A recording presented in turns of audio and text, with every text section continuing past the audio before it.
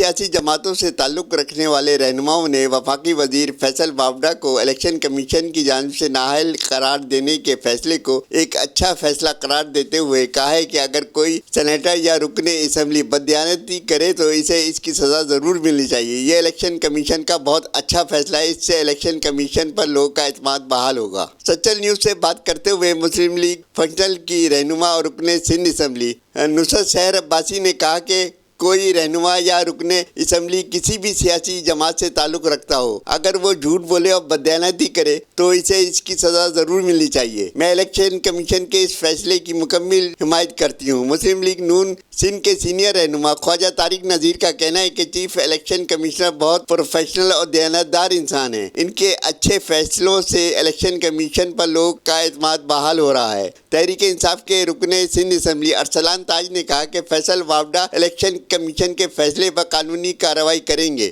وہ اس بات کا حق رکھتے ہیں کہ اس فیصلے کے خلاف عدالت جائیں۔ ایسے ممتاز سچل نیوز کراچی۔